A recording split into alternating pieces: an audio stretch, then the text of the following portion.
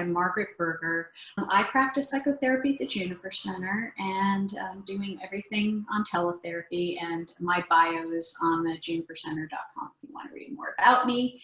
But I'm a clinical social worker, and I've been practicing for many years, and I work mostly with trauma clients at the Juniper Center, and I use mind-body techniques, specifically mindfulness, yoga, and all sorts of somatic interventions. A little bit about our speaker today. This is his second time coming to our webinar. Thank you very much for coming again.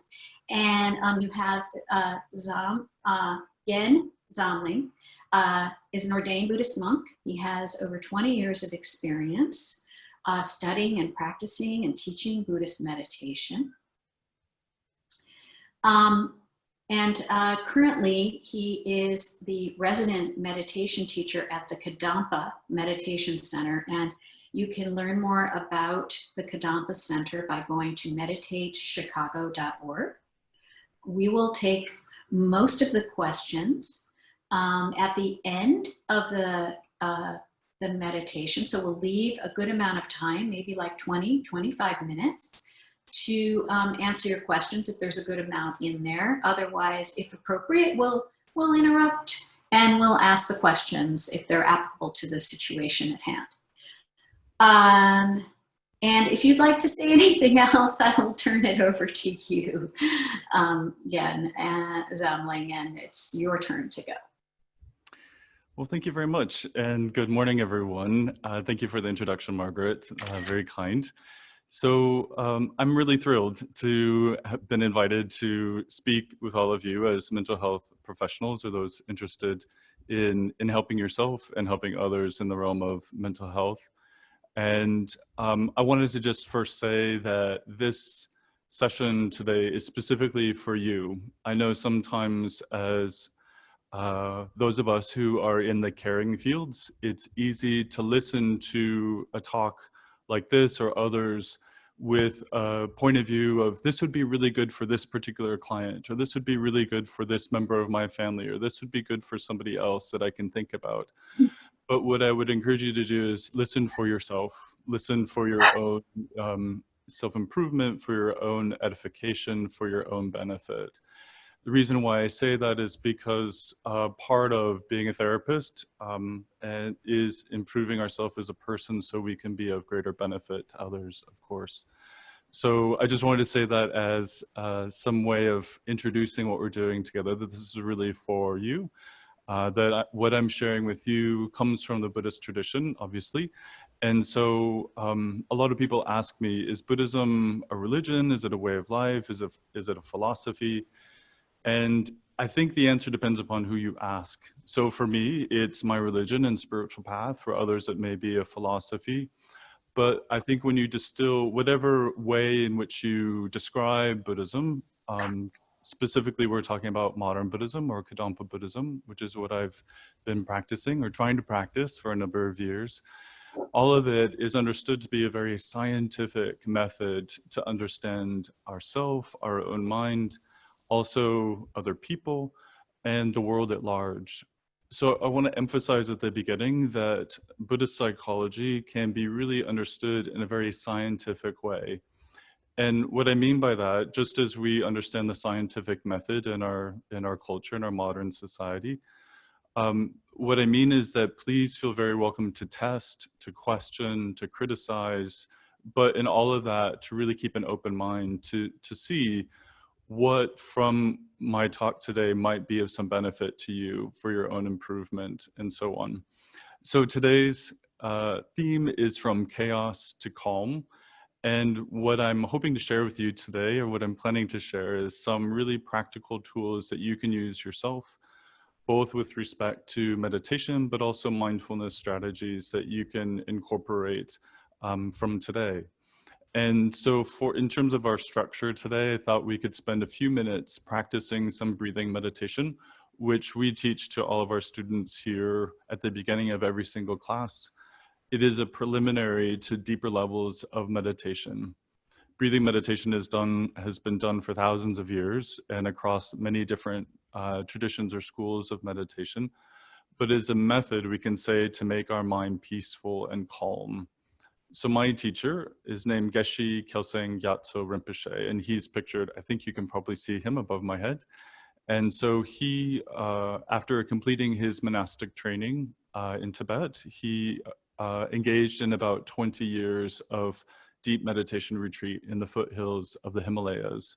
And this was in the 50s and 60s. And then by request was invited to England, where he then established this meditative tradition called Kadampa Buddhism in the West. And so he defines, I mention him because these ideas are not coming from me. I'm just sort of the messenger, if you will. They really come from generation after generation of deep meditative practice. And so meditation masters such as him and others describe meditation as a method to make our mind peaceful and calm. But I would say more than that, it's an opportunity for us to really transform our mind.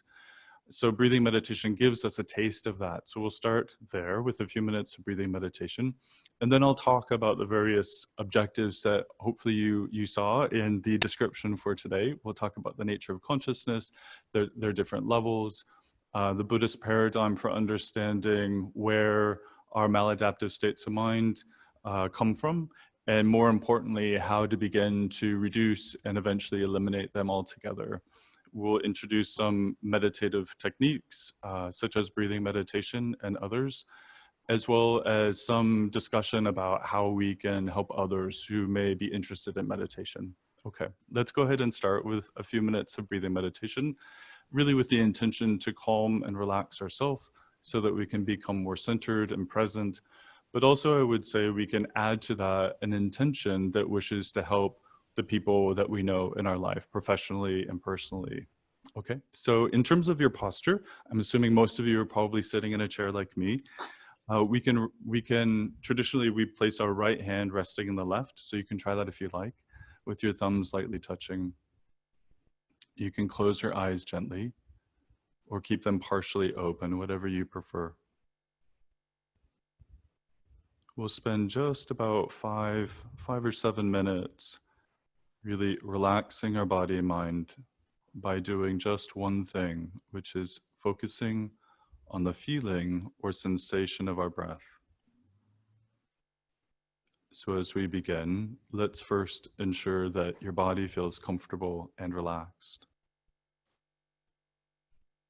So beginning with your face and neck, relaxing the muscles there, softening the muscles around your eyes, your jaw and neck.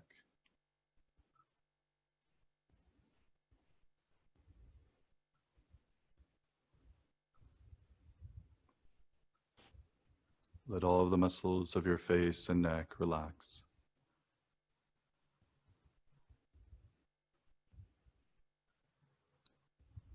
Many people hold tension in their upper back and shoulders, so let your shoulders drop, letting go of any tension there.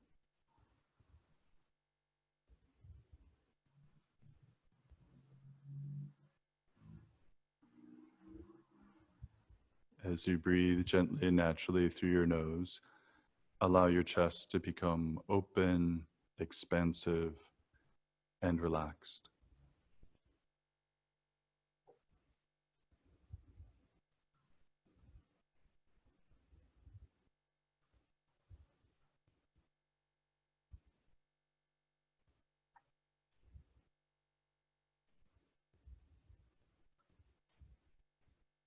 As you breathe out, you can also let go of any other tension or discomfort you may feel throughout your torso.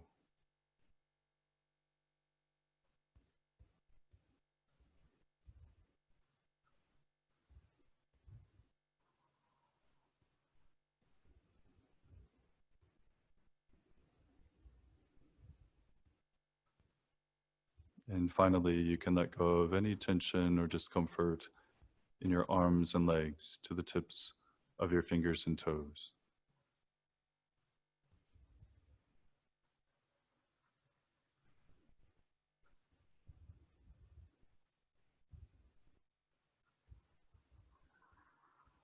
Allow your whole body now to relax completely from head to toe, as much as you can without pushing, without expectation.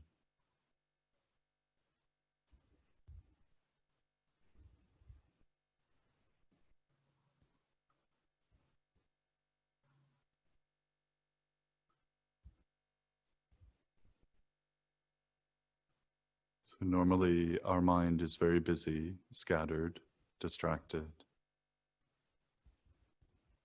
We tend to give focus to everything that comes to mind.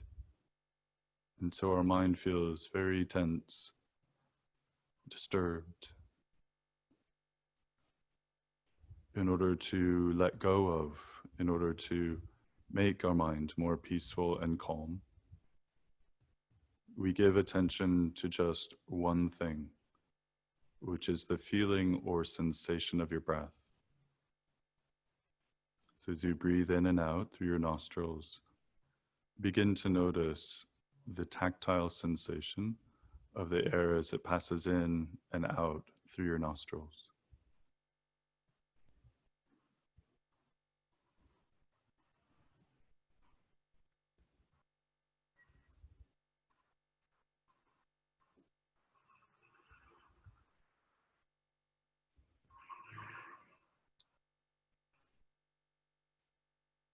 If it helps, you can simply imagine that the world around you melts into light and disappears.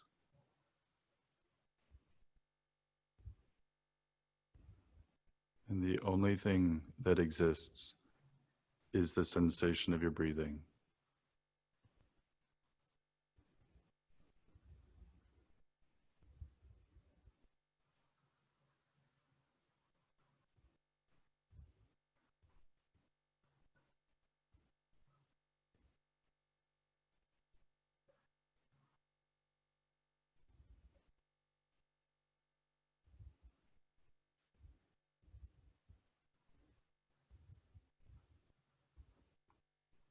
As you breathe in, you may notice a cool sensation. And as you exhale, a warm sensation.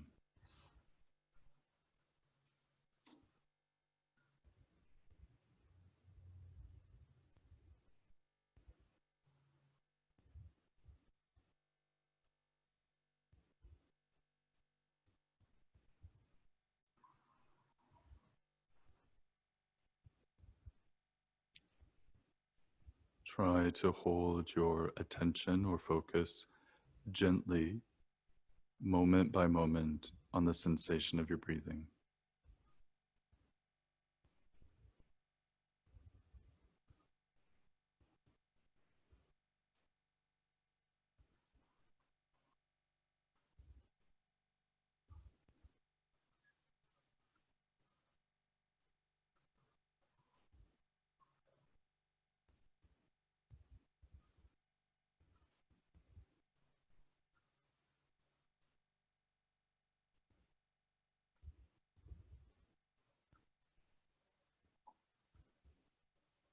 Our mind will naturally have a tendency to wander to many other things.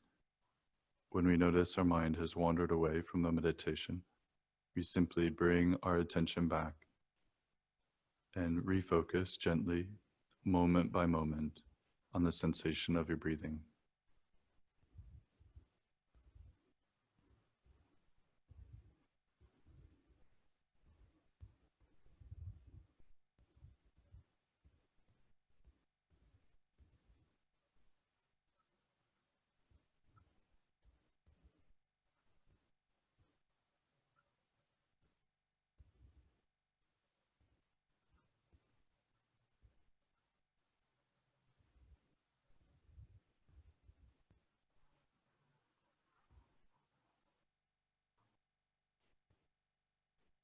We can try this for just one more minute, trying to stay exclusively focused gently on the sensation of your breath.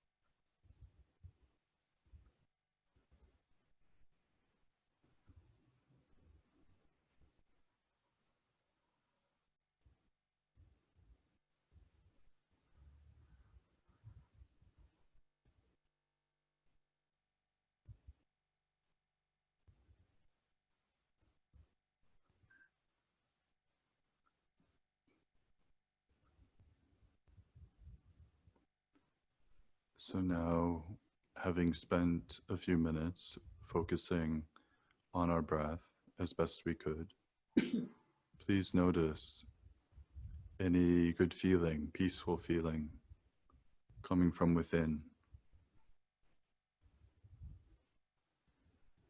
And just enjoy, abide with your own inner peace for a few moments.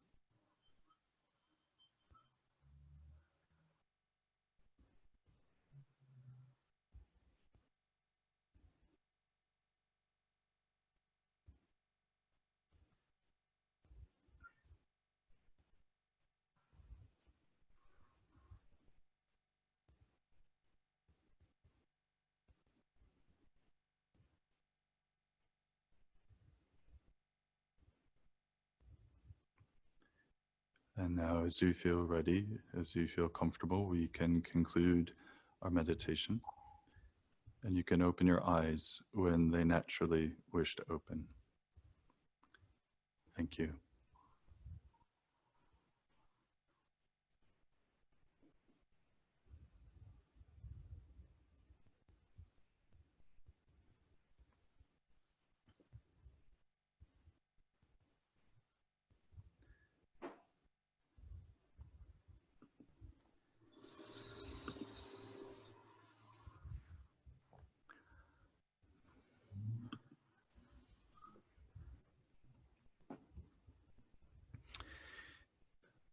So I hope you feel better. I hope you feel more relaxed, more at peace. Maybe you've engaged, or maybe you even teach a meditation like this regularly. This type of meditation, breathing meditation, although, as I said at the beginning, is a preliminary to deeper types of meditation, in and of itself, it has many beneficial qualities. So it makes our mind peaceful and calm temporarily. It also helps to develop a sense of contentment and inner peace from within. I would say from a meditator's point of view, this insight or this experience actually begins a process of deeper insight, which is to say, from the very beginning, when we attain even just a few moments of peace from a meditation like this, we start to learn something very special about ourselves, which is that my mind is in the nature of peace. So the natural state of my mind, when it's not shaken up by our own thoughts or by external busyness or circumstance, the natural state of my mind is peace. And I experience that directly simply by focusing on one thing, which, if you've noticed, and maybe, I assume probably some of you are new to meditation, or maybe you've just done it a few times. But having done it for quite some time now, it still excites me, this simple idea, which is that if we can focus on one thing, say the breath, even if just for a few breaths, what happens is all of our other thoughts begin to subside, they begin to disappear. And what's left is we directly connect to an experience of peace, showing us immediately that the nature of my mind is peace under the right circumstances. So some of you might think, well, that's pretty self-evident. That's maybe a simple idea, but I think what comes of that is a very interesting idea, which is, who do you think you are as a person? We have many labels or names that we call ourselves: psychologist or mental health professional, mom, aunt, whatever the case may be. But more primarily, do we think of ourselves as somebody who is peaceful, or do we think of somebody who's not? Maybe moments of peace, but do we identify ourselves as a peaceful person? And my question would be, if your answer is no, why not? Why don't you consider yourself a peaceful person? Generally, the answer is because my mind is never at peace, right? My mind is always busy. It's always thinking about something. I'm trying to multitask. I have lots of things going on. And especially now with our pandemic and all of its associated consequences, our mind can and often does feel quite chaotic. Nevertheless, under the right circumstances, principally initially during meditation, we start to experience our mind in a different way. We start to taste an, I would say, as yet untapped reservoir of peace, of happiness. So when I say peace, in Buddhism, peace and happiness are synonymous. In other words, when my mind is at peace, I'm happy. When my mind is not at peace, it's impossible for me to be happy. So in Buddhism, we talk about problems as something primarily inside the mind, not external. And so I want to read a little bit from the book, How to Solve Our Human Problems, which is written by my teacher. I think Chogo will add a link to this so that you can look at this book if you're interested.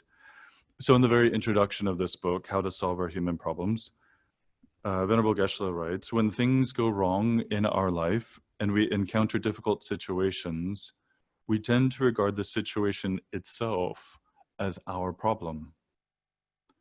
How often do we do that?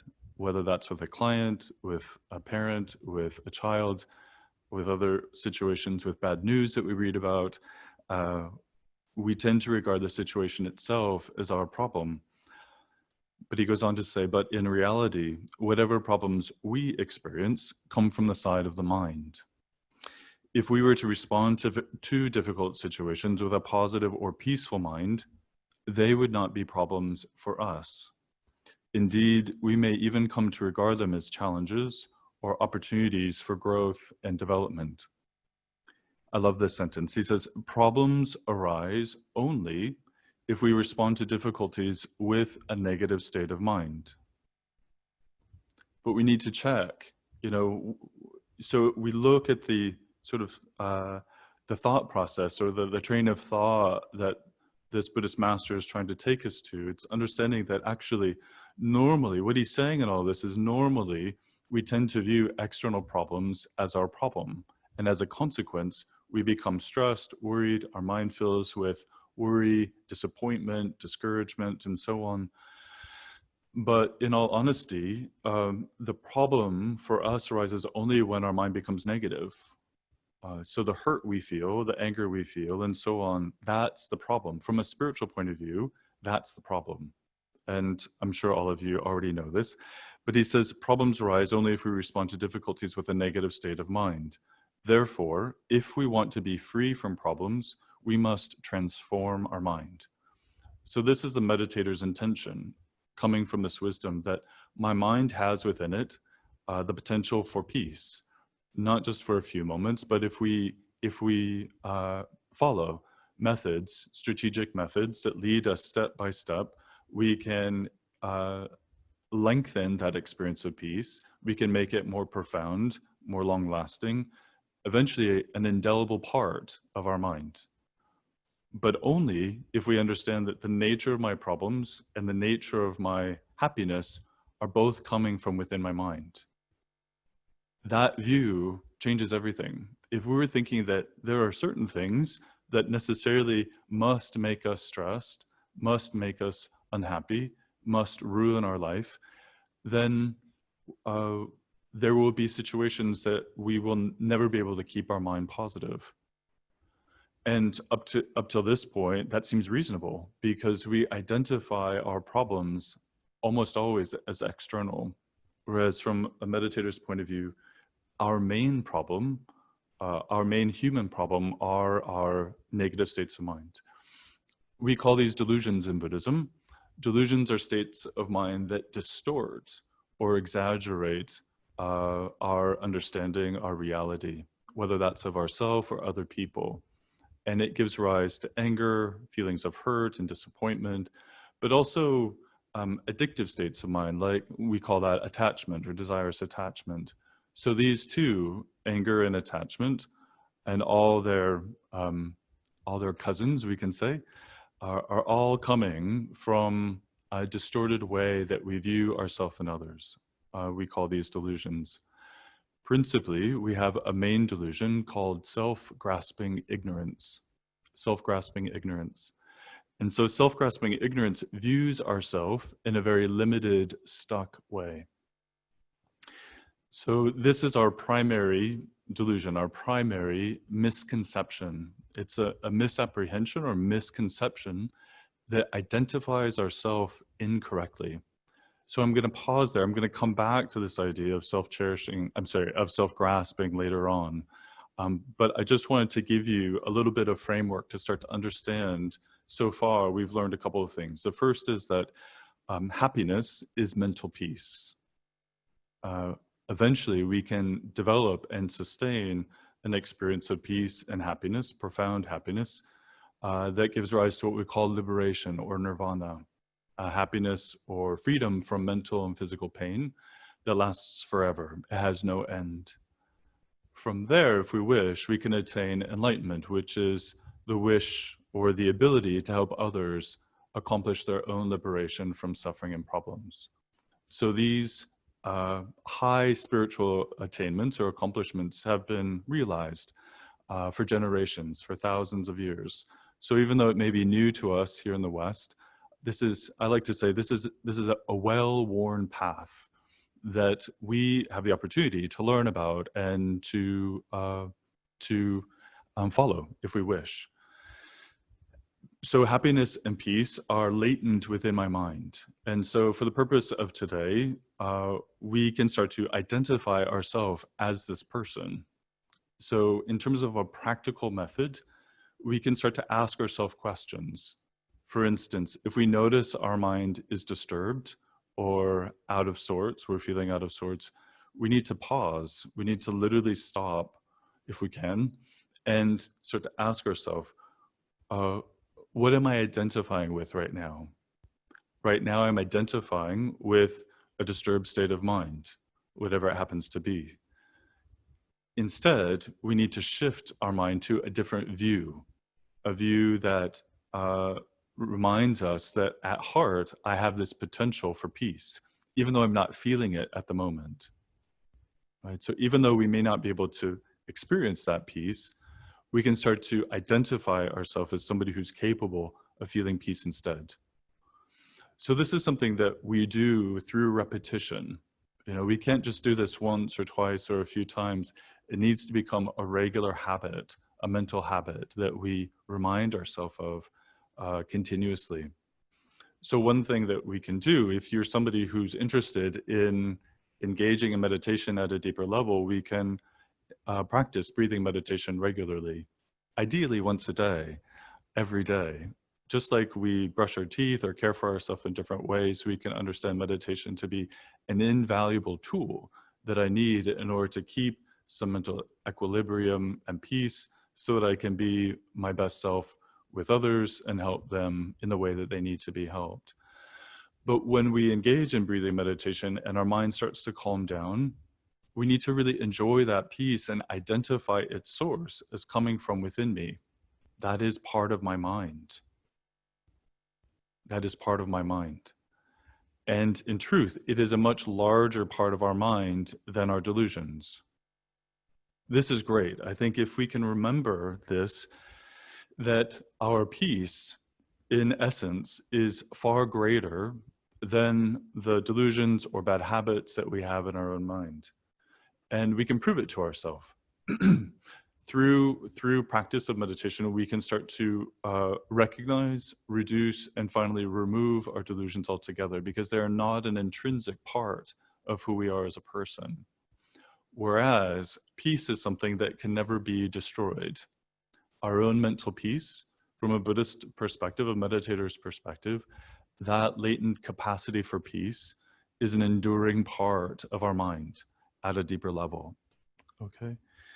So having said all of this, so just to maybe summarize the points that I've made so far, breathing meditation gives us an invaluable opportunity to really connect day after day, both as preventative medicine, but also after the fact, to connect and reconnect to our own experience of peace and calm within us.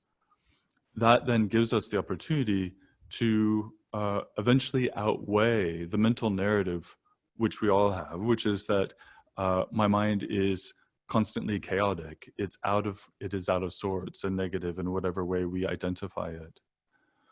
The more we practice identifying with that piece, the more we'll begin to see it happening more often.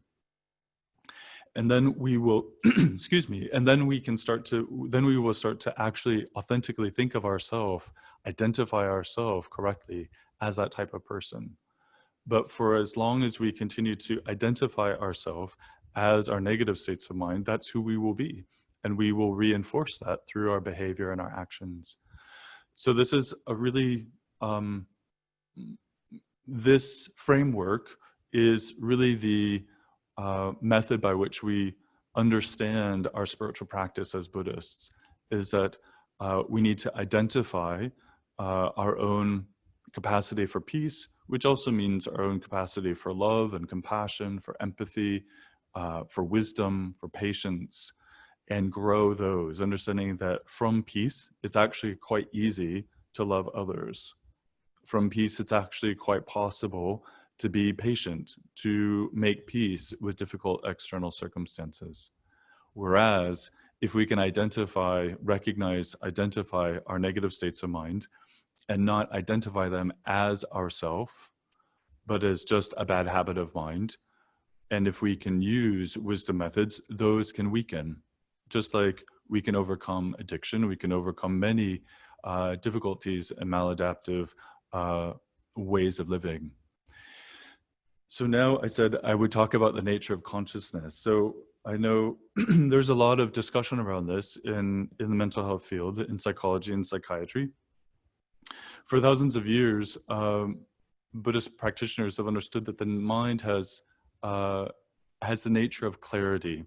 So a Buddhist definition of mind is that the mind is the nature of clarity, which means that it is something whose nature is empty like space, always lacking form, shape, and color, and whose function is to perceive or understand objects or things. Okay? So we understand the second part. The function of the mind is to perceive, to understand, to create, to judge, to understand, to deduce all these things, all these functions of the mind.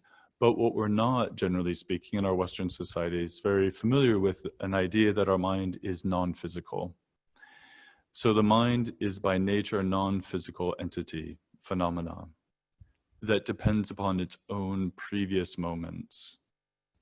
So if you close your eyes, so this isn't something that we know directly very easily. This is something that as a meditator, we can start to understand more directly and profoundly. But if we close our eyes, this is a nice sort of mindfulness experiment that you can do for yourself, which is simply to close your eyes and watch the ever-present sort of stream of consciousness, right?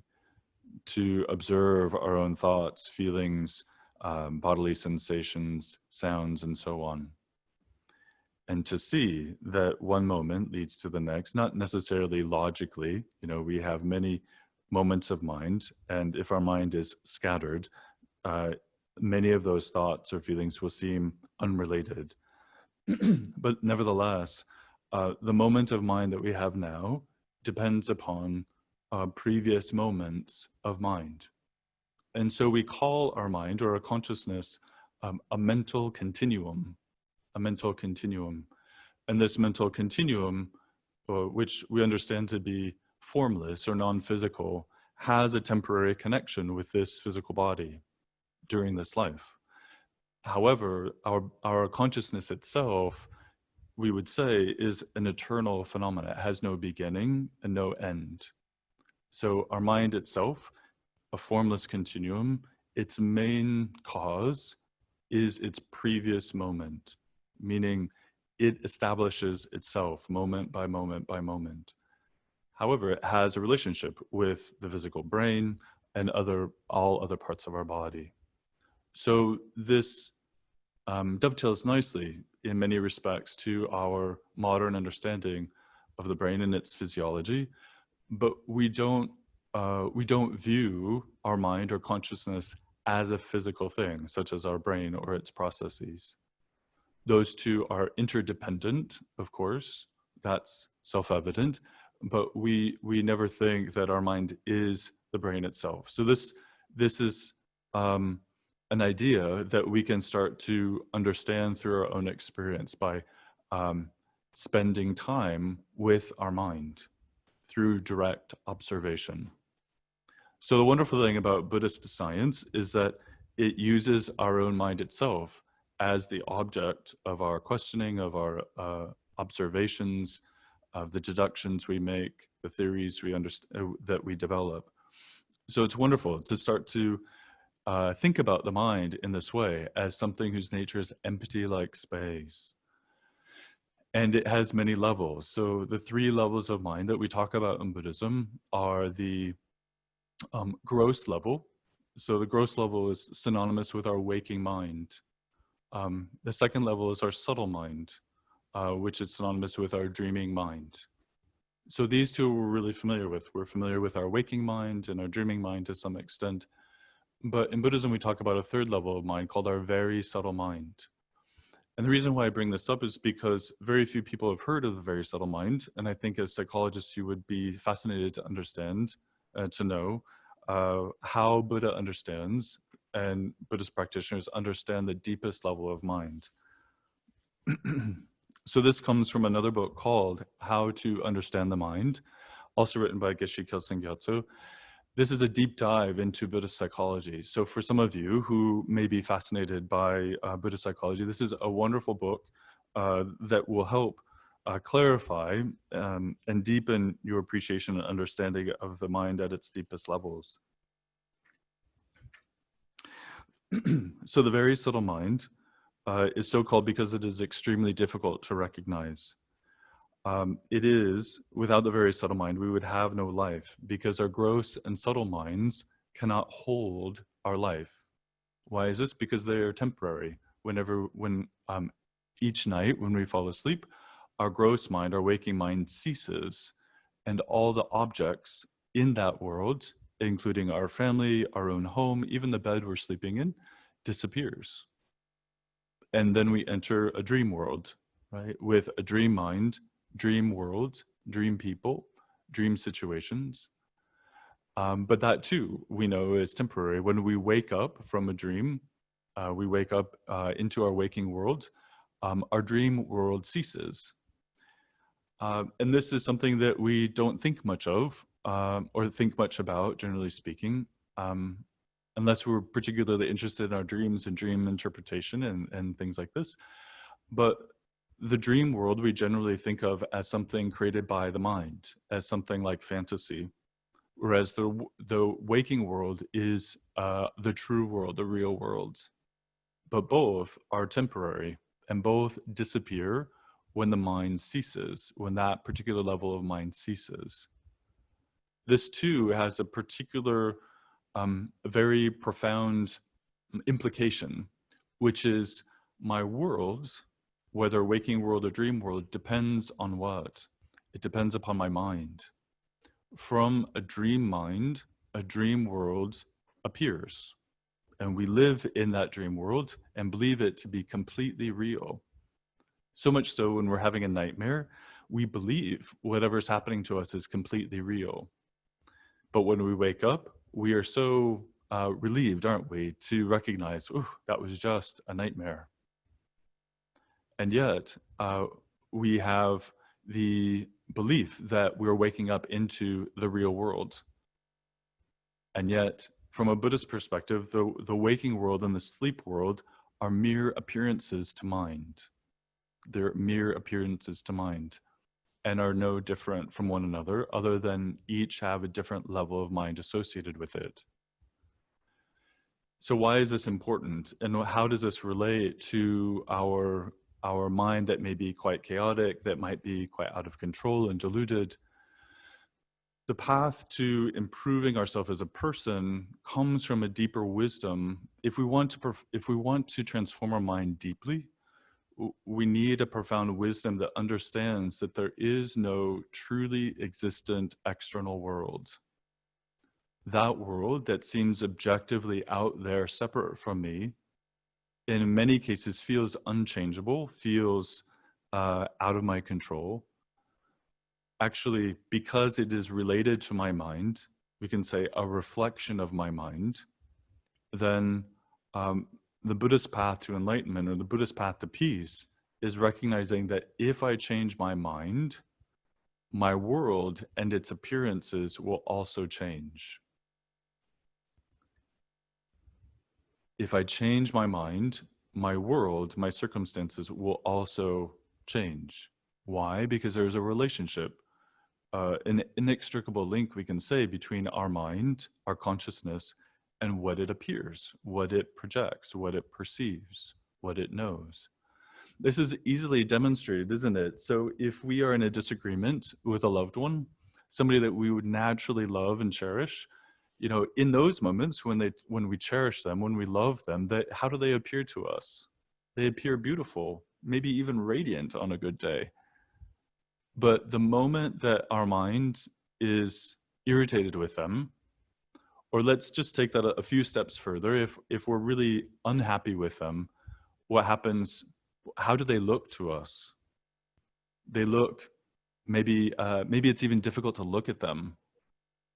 They appear maybe even ugly or unattractive to us. And so for me, this is such a vivid example of how people change, their appearance changes independent upon my mind. So it helps us to understand that if I can change my mind, my world, my relationships, and so on will also change.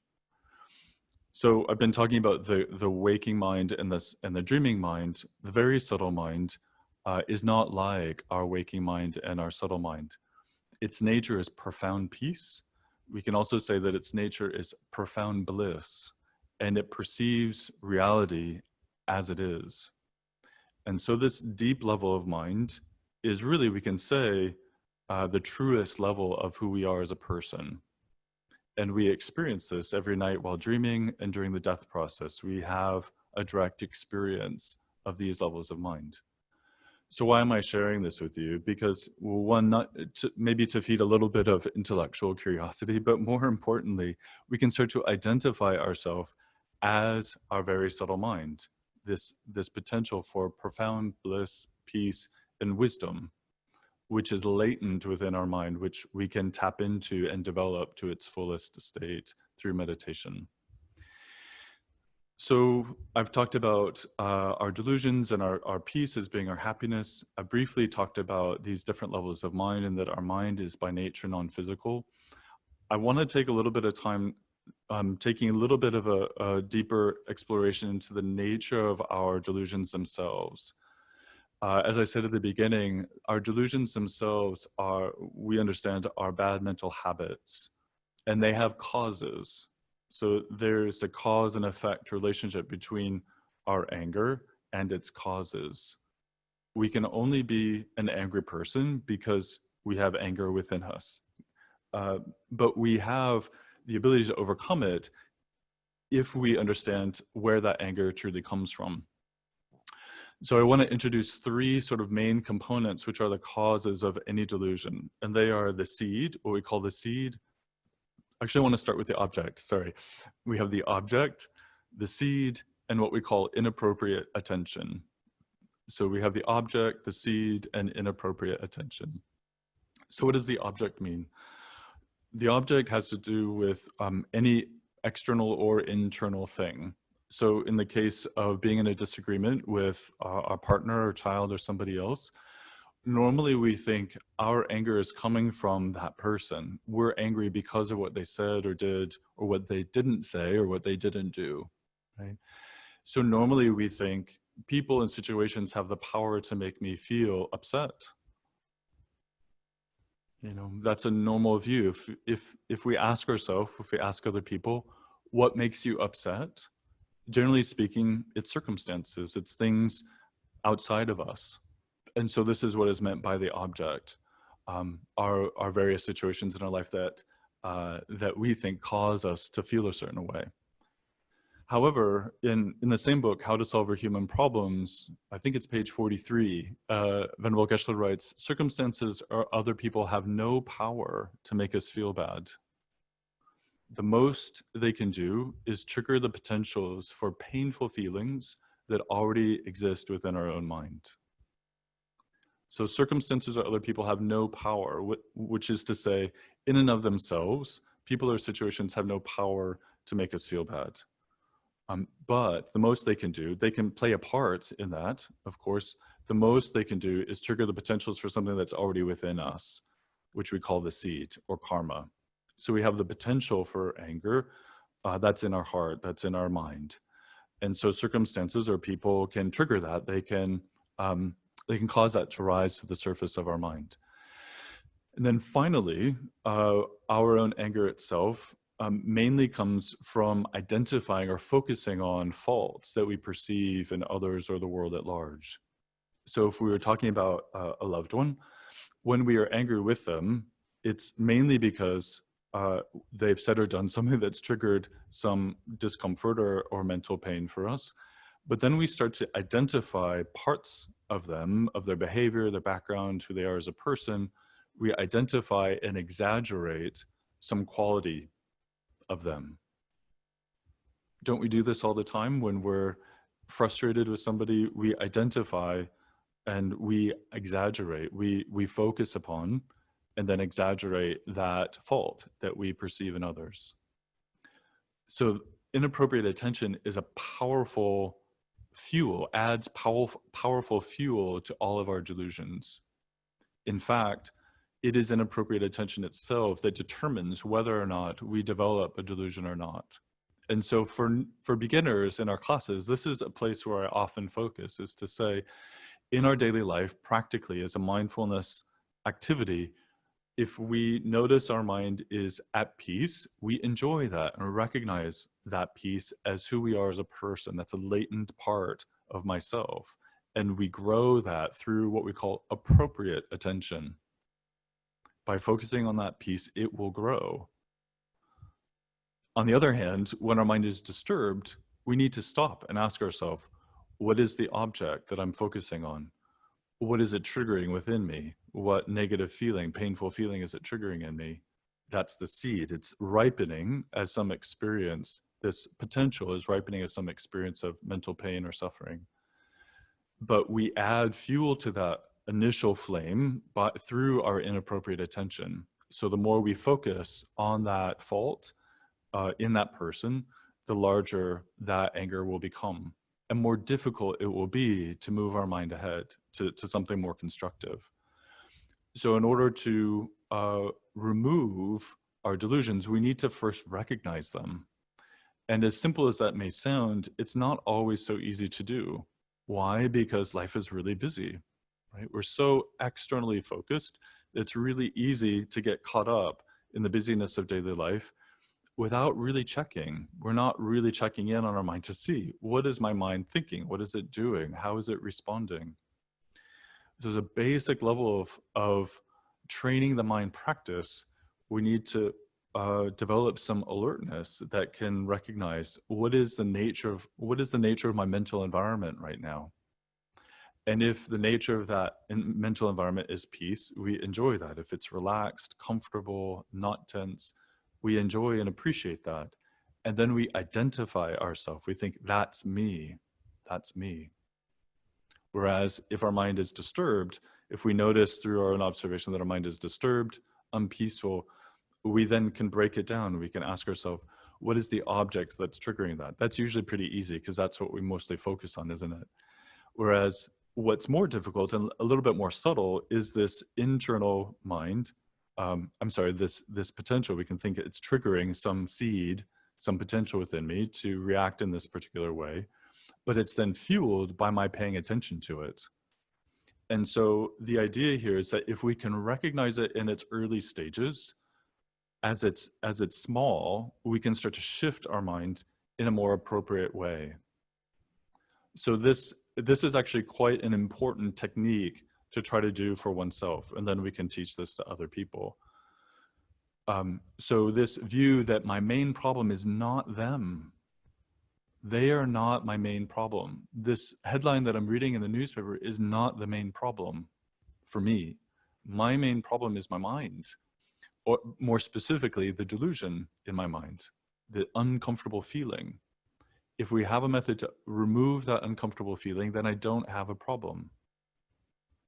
And eventually, if we can use all of the problems that happen externally to us to question, is that really a problem? Is this person actually a problem for me? This person who is making life difficult for me, are they actually a problem?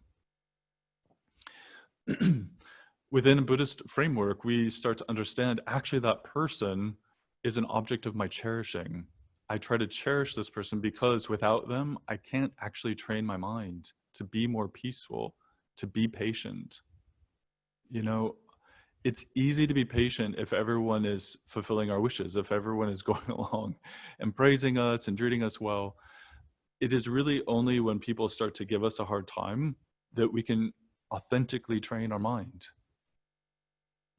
So viewed in that light, if we're sincere and we think, I actually need to make my mind peaceful under all circumstances, and that means specifically when I'm with annoying people or difficult circumstances, is that I need to take the time to recognize this person in and of themselves is not the real problem.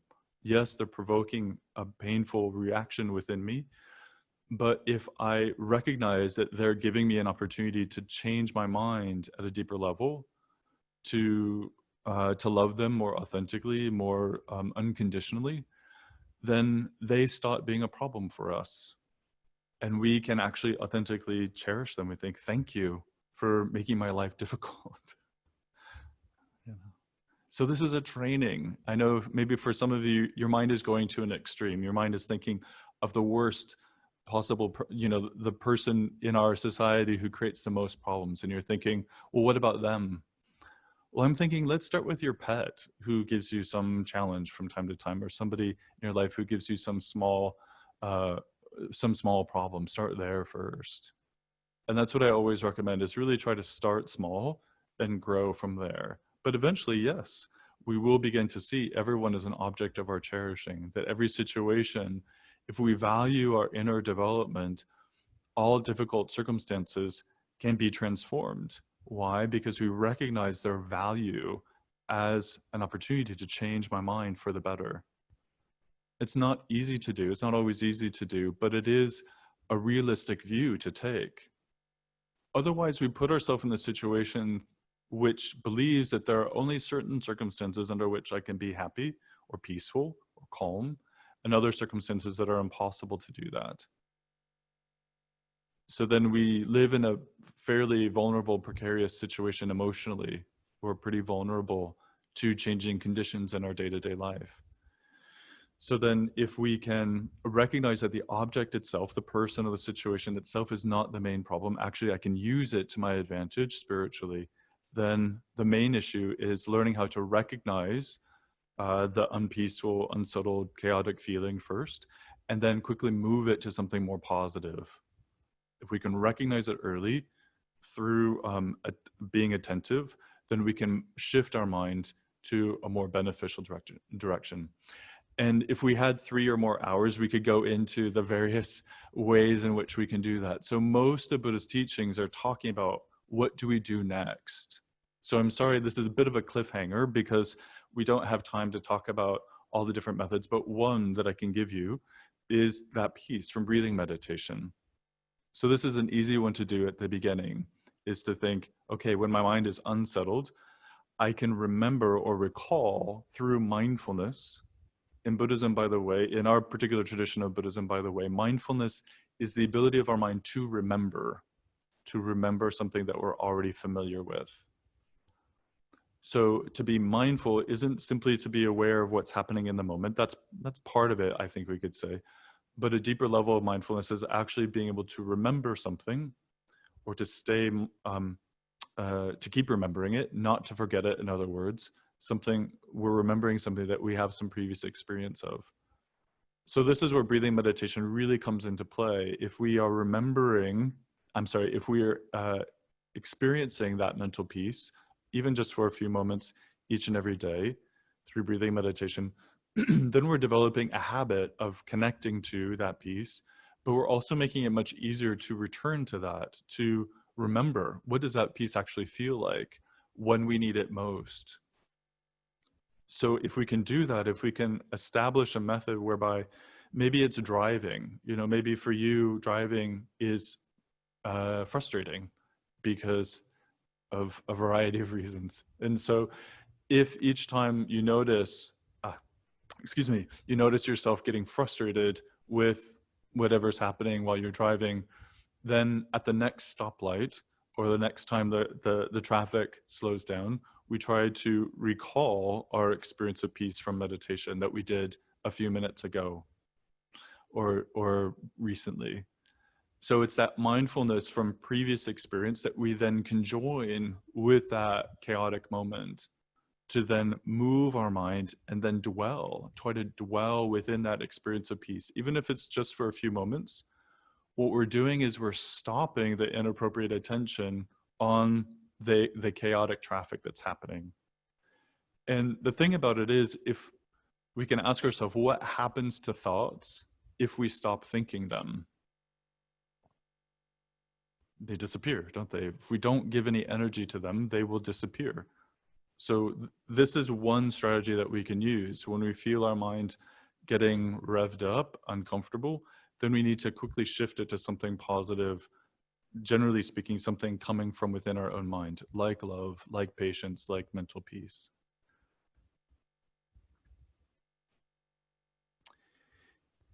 Yeah, so because we are getting close to the end of time, I wanted to just make sure that I covered everything that I wanted to cover with you.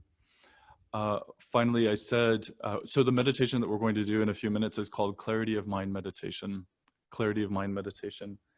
And so I think probably with the time that we have remaining, I'd like to explain this meditation. This is a second meditation. So obviously breathing meditation is something that you can do regularly.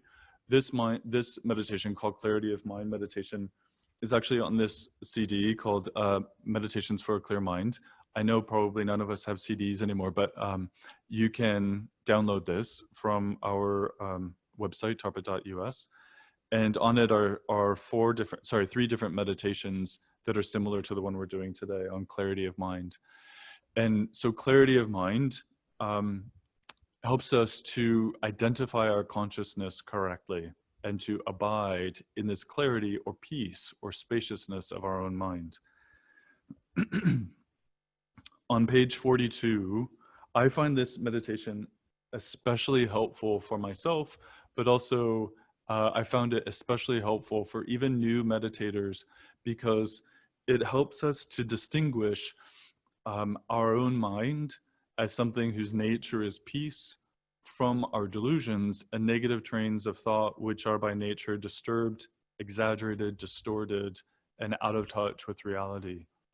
So I'll read just a little bit. Normally, our need to escape from unpleasant feelings is so urgent that we do not give ourselves the time to discover where these feelings actually come from. Suppose that someone we have helped responds with ingratitude, or that our partner fails to return our affection, or that a colleague or boss continuously tries to belittle us and undermine our confidence. These things hurt, and our instinctive reaction is to try immediately to escape the painful feelings in our mind by becoming defensive, blaming the other person, retaliating, or simply hardening our heart. Unfortunately, by reacting so quickly, we do not give ourselves the opportunity to see what is actually going on in our own mind. In reality, the painful feelings that arise on such occasions are not intolerable. They are only feelings, a few moments of bad weather in the mind, with no power to cause us any lasting harm. And then he finishes by saying, there's no need to take them so seriously. So normally we do take our feelings very seriously because we tend to think of our own feelings, our own opinions, our own ideas as most important, whereas others in that moment feel less important. And so if we can acknowledge, yeah, I'm having some painful feelings, but what can I do about them that is constructive? he then introduces us with an analogy. Just as there is room in the sky for a thunderstorm, so there is room in the vast space of our mind for a few painful feelings.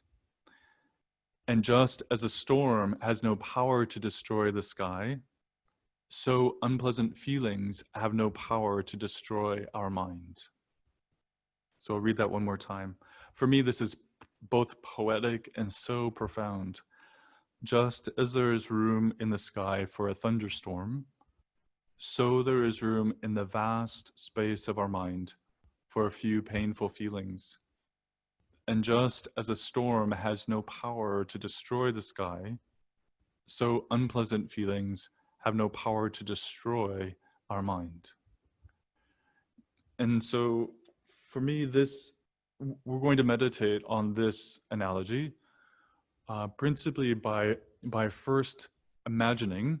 So you may notice that I've been pointing or gesturing to my heart throughout today's talk. And that's because we identify our root mind, or our very subtle mind, that deepest level of mind, as originating at the heart. And so in Buddhist meditation, we try to engage our meditations at our heart center. And so using this analogy, we're going to imagine or try to feel our mind, its clarity, remember its non-physicality, as being something vast, like a cloudless sky. So fortunately for us, I think we still have a cloudless sky. At least we did when I walked into the center this morning. Not a cloud in the sky. And we love looking at a clear blue sky, don't we? And it provokes within us, it evokes within us some peace, some elation, some good feeling. But here in meditation, we take this feeling of our mind being sky-like, being vast, being unobstructed, and then understanding that whatever thoughts, feelings, delusions that are happening within the sky of my mind are just that. They're just clouds. It's just a little bit of bad weather happening within the vastness of our mind.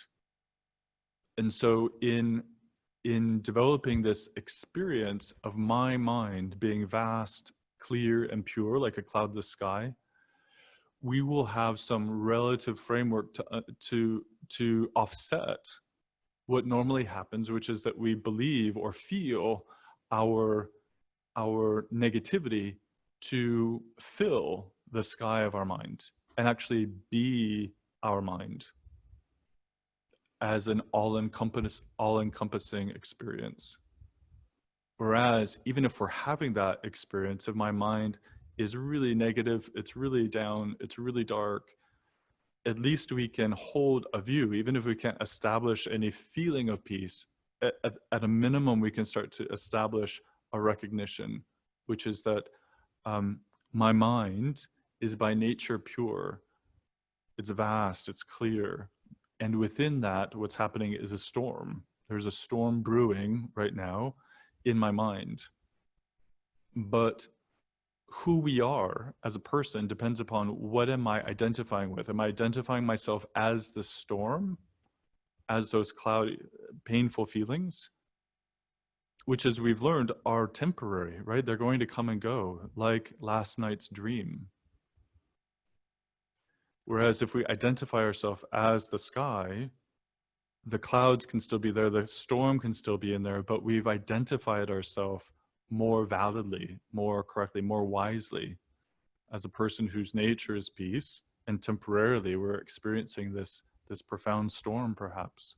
And so it makes the experience of that mental turmoil more bearable, but also gives us the opportunity to eventually transcend it through Buddha's wisdom teachings on emptiness, or the true nature of things, which again, we don't have time to cover today, but helps us to identify ourselves as somebody who's full of potential, and that understands ourselves to be far greater than this limited, stuck sense of self that we have right now.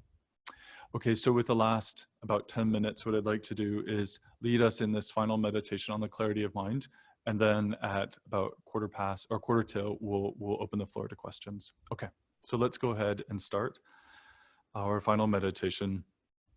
with finding a nice, comfortable position in our seat.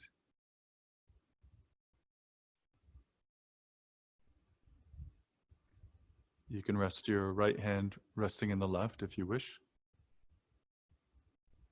And we can set a pure intention. We can think through this meditation.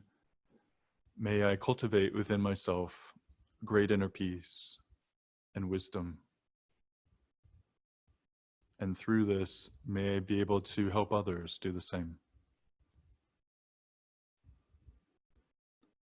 We can center our mind at our heart, or just imagine we're meditating from our heart.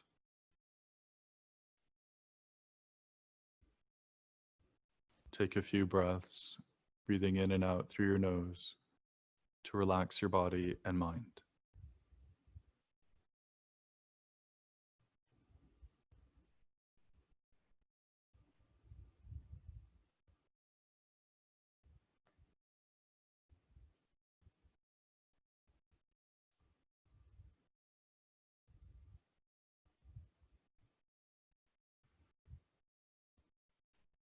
Try to connect to or remember your previous experience of peace from the first meditation.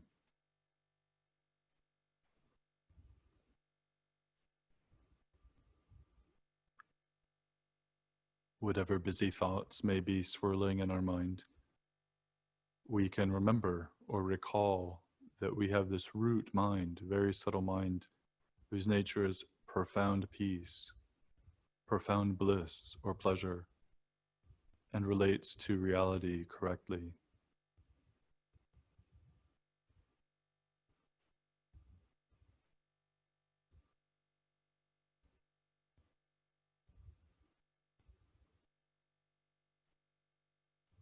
We then imagine from our heart, our consciousness is something whose nature is empty like space or a cloudless sky.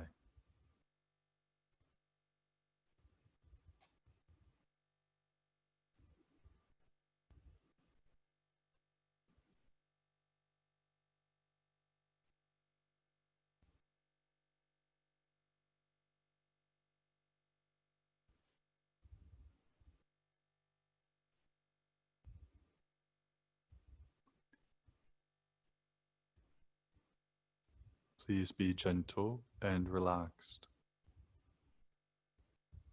We can use a mental image or just a feeling or a sense that your root mind or consciousness at your heart center, its nature is peace, and it is vast and clear like a cloudless sky.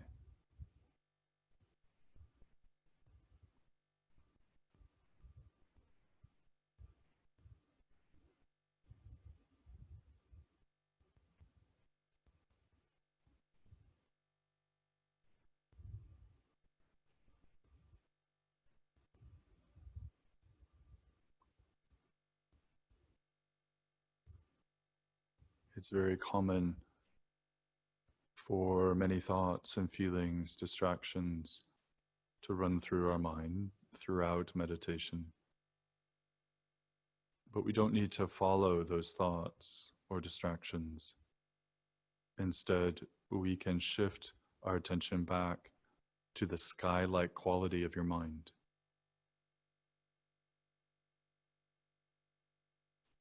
Vast and pure.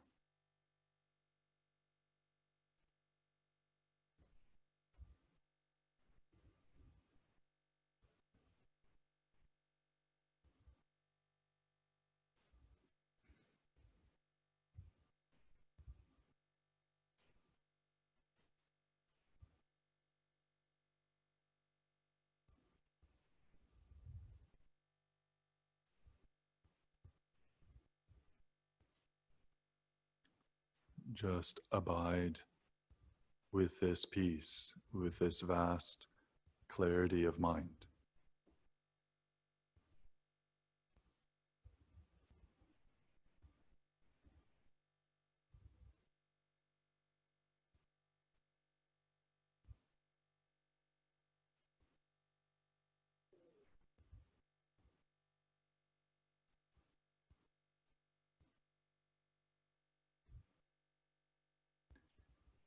Whatever thoughts or feelings or distractions arise, we simply understand them to be like clouds passing through the sky of your mind.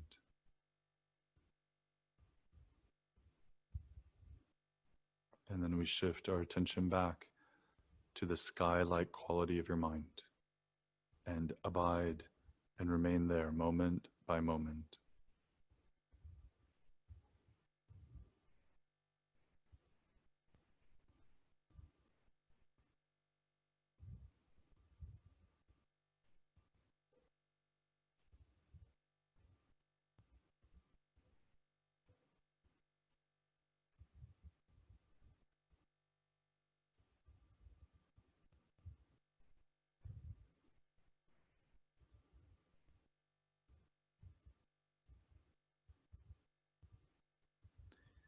And then we can gently contemplate, so remaining within this sky, this vastness of your consciousness, we can gently listen to and contemplate the following. Just as there is room in the sky for a thunderstorm, so there is room in the vast space of my mind for a few painful feelings. And just as a storm has no power to destroy the sky, so unpleasant feelings have no power to destroy my mind.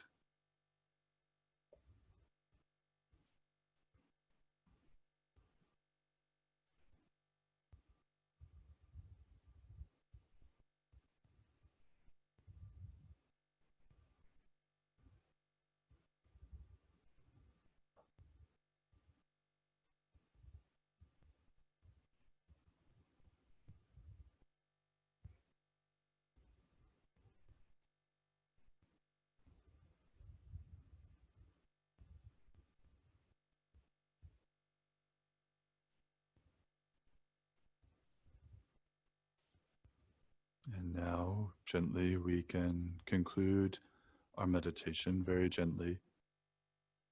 And we can dedicate our meditation to world peace, understanding that world peace depends upon inner peace. We can think through this meditation and our session together, may everyone develop a peaceful mind and thereby create actual world peace. Thank you very much. Thank you. Those were great meditations. And it looks like we've posted the website link so people could practice those. Oh, great. I think they're both, well, I'm not sure, but Eileen has posted them. Okay. So they're on the Q&A page on the Zoom app or the Zoom page that's open to everybody right now. Okay. They will also get emailed out. And they'll also get emailed out. Thank you. That's great. Good. Thank you. Those were so beautiful and so calming. And thank you for your wonderful words. It doesn't look like we have a lot of questions, but from Erica Bokar has one. Who? Erica Bokar has her hand up. Ask her. Oh, okay. Well, I don't know why I can't see it in the Q&A, but hang on. I will look for that. Erica, you want to go ahead and ask your question, and then I'll mute you after you're done asking?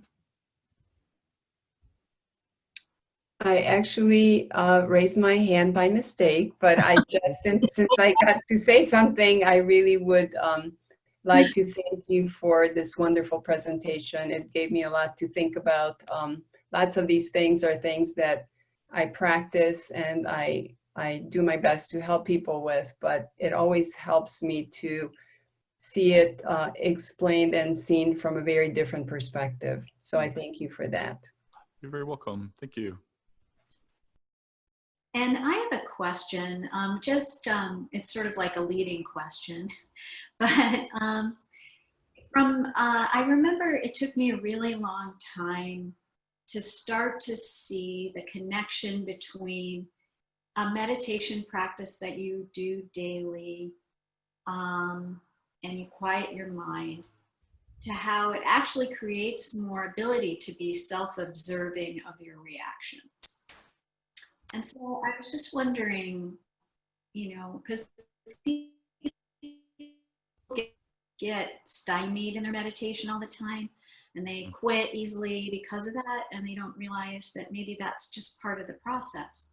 But could you speak to how, over time, that's all part of the process, and that, the sticking to itiveness is like a really important brain habit to develop? Absolutely. Yeah, I think and you've hit the nail on the head, which is, the main point is that there is no quick fix in changing our mind in these, deeply transformative ways. And so we need to have I always tell students that it's important that we have patience with ourself, meaning developing a non-judgmental attitude towards ourself, and also towards being patient with the process of meditation, understanding that this is a method that's been used for for thousands of years, but is something that is new for us. And so just like any good habit, it takes some time to incorporate. But I also like to stress focusing on the benefits that we can experience pretty immediately, and having people focus on that rather than the ways in which they don't feel successful. And so just feeling a little bit better is enough, I would say, at the beginning. Whereas sometimes I think we have unrealistic expectations about how quickly and how much we can progress in meditation or other positive habits of life. And so, and in our society, generally, most people have a perfectionistic streak to some degree, and an overly self-critical attitude towards themselves. And so we have a lot of sort of forces happening to undermine our confidence and our energy around meditation. But I would say, practically speaking, encouraging people of the benefits, but also being happy with being happy with some moments of peace, despite their mind being busy. So sometimes a lot of people say, well, isn't meditation about clearing your mind? And in neither of these meditations was the job to clear our mind. It was just to focus on one thing. The first was the breath, and the second was the clarity of the mind, which isn't nothingness. It's this clarity, this non-physicality of the mind. Yeah. And when we do that, then we establish a few moments of peace, despite the fact that our mind is really churned up, normally speaking. But that in and of itself is enough to hopefully encourage us to stay with it. And then we need a support system, just like anywhere else, to keep us encouraged, to keep us motivated. Yep. Yes. And I guess the other piece, and I know we really just have one more minute, to answer this question, which I don't know you can answer, but just talking about mood states. I'm thinking of clients, and I know you said, this is about us and don't think about clients, but, we have moods too. And, when we're sitting and talking to people all day, things come and, we're trying to tune into other people's energy and help them, in the present moment with their lives. But, there's mood states that come and go during the day in our lives, and just being human. And how does that fit in with Buddhism, like Buddhist psychology and mood? I mean, yeah, definitely. We have various moods due to karma and just habit of mind, things that come up and are enduring. I would say one method, which is maybe a little bit different than others, is to start to question, is that who I really am? Is that my real self? In Buddhism, we talk a lot about trying to transcend the ego or self in its stuck or limited way. And so when we feel stuck in a particular mood, if that's a mood we don't want to be in, presumably, we can start to ask ourselves, is that really me? Is that really me? And so even though it may not shift the experience of the mood immediately, over time, we stop paying that mood so much attention, and it will weaken over time. The reason why it lingers is because we keep feeding it. We keep thinking, well, this is normal, and this is who I am, and this is just sort of natural and normal to go through. But if it's maladaptive, if it's negative and harmful, if it's diluted, then it's something that ultimately we can overcome through repeated practice. But it comes from that profound question of, is this really me? That is It's not such intrinsically me. a Yeah. key question to ask, because people are so identified with that mood being them, Right. so that, they don't feel there's any hope or possibility to change that. So Right. that is Exactly. beautiful, just so profound in its simplicity. Hmm. And yet direct. That's the thing, is Buddhism is Thank very, you so much yeah, for sorry. your So we have some questions. We have some questions in the Q&A. Carol Goldbaum asks, where is your Dharma? Where is my Dharma? I'm not sure what that question is asking. Yeah. Where's maybe Dharma Center? Maybe that's it. Our Dharma Center is in Oak Park. So we're broadcasting from Oak Park. We also have another location in Wicker Park. Both are technically closed. We're just broadcasting live stream classes from here. But when we reopen, whenever it'll be here in Oak Park and also in Wicker Park. Okay. I'm hoping that was the question. Oh, yeah. All right. I'm seeing a bunch of questions. I'm sorry. I had my poll appeared on screen and I just couldn't see the questions. Okay. So, the first question here unanswered is, how are these principles used with someone who's experienced trauma? Well, I think we need to know that person pretty darn well, and then we incorporate them gradually. And this would be my answer to anyone, regardless of their circumstance or specific life experience, is that in all of these cases, we need to know the value of them for ourselves first, because we understand Buddha being like a profound psychologist and doctor, spiritual or psychological doctor. So they can really only prescribe these unless we understand how they work with our own mind. And so, of course, if we're not a person who's experienced profound trauma, we may think, well, I'm not capable of giving that sort of advice or medicine to other people. But I would argue that we all experience traumas and difficulties of varying degrees. So in that sense, it's a universal experience of humanity. Of course, some are more significant than others, to be sure, but the methods themselves will help across the spectrum. But that really depends upon our getting to know, to have a deeper, more specific understanding of how each practice affects the mind. And then we also need to know that person really well so that we can start to prescribe, if you will, these types of meditations. But I will say that almost invariably, with maybe some exceptions, almost every practice that we learn, none of them have any bad side effects. So we don't need to worry that if we prescribe a particular meditation to somebody, that as long as they follow the instructions as they're described, there won't be any adverse side effects.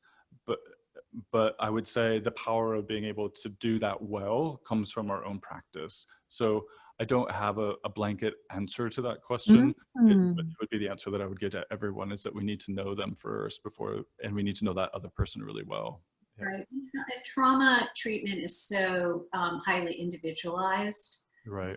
Yeah. That, I mean, you just bring some techniques in, that can be helpful. And one is that you are not your thoughts. I love, Right. Because people that have trauma have repetitive negative thoughts. Right. As well as, any average person too, but the thoughts may be more about self-harming and things. So that it is helpful to sort of take the power out of thoughts for people that have trauma. So, and that seems to be very freeing to them. But okay, there's several questions that I didn't get to. Yeah. You elaborate on the suspension of judgment and approaches to this. Sorry, could you read that one more time for me, please? Could you elaborate on the suspension of judgment, I guess, when you're practicing, judging your thoughts and approaches to that? Yeah, great. I think, one of them is understanding that the narrative of delusion isn't to be trusted. So when we're angry with ourselves or with somebody else, that narrative is based in a lie. And what do I mean by that? It's because by definition, a delusion, and remember the way I use delusion is probably different than the way you use that term delusion, but all we're talking about is any mind that is tense, it is uncomfortable, it is seeing, and it is by definition going to understand and perceive and react to the world in a distorted way. So all delusions do this. Anger, frustration, annoyance, attachment, greed, self-centeredness, all of them are understanding the world, as well as our thoughts associated with them are perceiving things in a way that's out of touch with reality. Why can I say this? Because if we go back, I was talking about inappropriate attention. So inappropriate identifies and dwells and therefore exaggerates the faults that we see in other people, our own self, and so on. And so by virtue of it being an exaggeration is no longer reality, right? Those two things aren't the same. If something is an exaggeration, it is necessarily not reality. I say that then because that gives us a reason, a valid reason not to believe our delusions, their trains of thoughts and so on, similar to what you were just saying a few moments ago, Margaret, that we don't have to empower our thoughts. And so in that way, it's much easier, as you were saying, to suspend judgment of ourselves and others, because most of the time, largely, we are identifying ourselves in a negative way, either subtly or in significant ways. And so I think for me, it's that wisdom, valid reason that helps give power, rather than it just being a nice idea. We have a reason, we have like a scientific valid reason not to believe our thoughts when they're disturbed or negative. I just think I don't need to give that any time. Yeah. And in fact, the more I think about it, the more I dwell on it, the worse I'm just sort of feeding that tendency. Yeah. So it's much better to identify it and then sort of springboard our mind into something more constructive instead. Okay, well, there is one more question, but we are really close to it's 11 o'clock. So Aline, any chance we could answer the other two questions, or should we? Yeah, no. If he's willing to go on, we can stay on until everybody's got their Absolutely. questions answered. That was my understanding as well, so I'm happy to continue. Thank you. Yeah, sure. Megan, one of our therapists has asked, can you be angry about something and feel happy within yourself, as in a peaceful warrior or activist? That's a great question. Thank you very much. Is it Megan? Thank you, Megan. So that's a wonderful question. And that question actually comes up quite a bit, because we do feel anger and sort of this indignation that we often have, at injustice and intolerance and so on, that there's a power in that mind, isn't it? It's like, we're going to fight to correct this perceived injustice or mistreatment or whatever the case may be. So what I would say is, like, that power to change is coming from a good intention. Like, that power, that wish to improve the lives of ourselves or others is something to be fed. But the basis of that may be unhealthy. So if it's coming from anger, so anger is a mind that wishes to harm. A Buddhist definition of anger is a mind that perceives others in a negative way. It then, through inappropriate attention, focuses on faults and then wishes to retaliate or wishes to harm. So that is, if that's what's happening in our mind, that's anger, and that's harmful. So a harmful intention will never bring good results. So we know this in daily life. If I'm harboring ill will towards somebody, I can't really help them. Of course, it's pretty straightforward. So I think, to answer Megan's question, so I think there's nothing wrong and absolutely everything okay with seeing injustice and problems in the world, but how we respond to it makes all the difference in the world. So it is our compassion, I would say, and especially as those of you who are interested in helping others, you have this natural wish to right wrongs. When you see something wrong in the world, our wish to protect and to alleviate suffering is Buddhist compassion. Compassion is the wish to protect and liberate others from suffering and problems. So we need to come more from that intention than from anger. So normally it's a bit mixed, isn't it? We see an injustice and we're unhappy that there's injustice in the world. That's a normal reaction. But if we then act upon that from a negative intention, then we're only fanning the flames of discord, disharmony, conflict. Whereas if we can notice that, I'm irritated, but I'm going to try to let go of that irritation and focus on how I can help and try to do that as exclusively as we can, then we're really acting out of compassion, and pure results come from that pure wish, that pure intention. Right, and that reminds me so much of the Gita, the Bhagavad Gita, where they talk about taking effective action. Right. there's this conversation about war in that text. Right. We have two more. Roberto has asked, if you could, what would you want us to understand primarily? What would I want you to understand primarily? I think maybe a couple of things. One is that meditation is very profound, you know, if depending upon the tradition that we're following, but Buddhist meditation is an incredibly profound and deeply transformative practice that, you know, we have just barely scratched the surface of it today. And that there are a lot of things that are very consistent with modern psychology and positive psychology and so on, but there are some diverging, I would say, ideas that really that really upend a lot of the ways in which we normally think about the world and our life. And one is that suffering can cease permanently. You know, Buddha taught these teachings principally for that purpose, that suffering for everyone stops permanently, and understood that there is a method to do that, and that's coming mainly from within our own mind, because we understand that the source of all suffering and problem originates in the mind, not in our external world. And so that internal locus of control or identification of the problems and solution really empowers us ultimately then to pursue maybe then the next thing is this understanding of emptiness, or the true nature of things, is a profound contribution in Buddhist psychology to our humanity, which is understanding that we aren't who we think we are. You know, the nature of the world is not objective. The world and everything in it depends upon the mind. So in that way, everything in the world is a subjective experience. There is no such thing as a truly objective, independent world. Buddhist view is that such a world is non-existent. There's no such thing as an independent, objective world.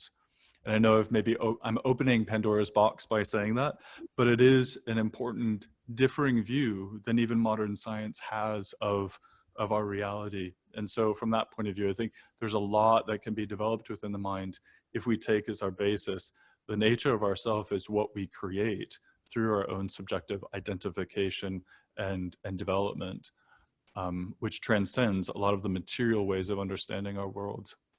Thank you for your question. It's a wonderful one. I'd love to share with you lots of other things, but I think for the sake of time, I'll stop there. Well, Carol has just another therapist at Juniper has asked, do you have online programming? Well, thank you for your question. Yes, absolutely we do. So our website is meditateinchicago.org. And there you'll notice that we have both live stream. So as you know, with the pandemic, we are remaining closed until a future time. We do intend to open to live in-person classes at some point. But since we closed, we have been offering live stream classes 7 days a week. We also offer on-demand brief meditation sessions. We may open that up to longer sessions in the future. And also our special events, even though they're at a specified time, many of them in the future will be open over the course of several days. So people can watch those classes, tune in up to 72 hours after the actual airing time. So if, you know, for instance, we have one coming up tomorrow at 10 called Break Free from Fear and Anxiety. And so that's open to everyone. All of our classes and sessions are open to everyone. And currently, yes, they are all online and include guided meditation and some discussion like what we've had just now. And we also try to make them quite interactive, just like we've done today. So actually today is a very good sort of representation of what we do in our sessions. We'll have some meditation, some discussion, and some interaction. Fantastic. Well, thank you for all your wisdom today. And we hope to have you back again sometime in the future. And peace to everybody. Enjoy the blue sky. Thank you, Margaret, for your facilitating this, and to Aline as well. Thank you very much. You're so welcome.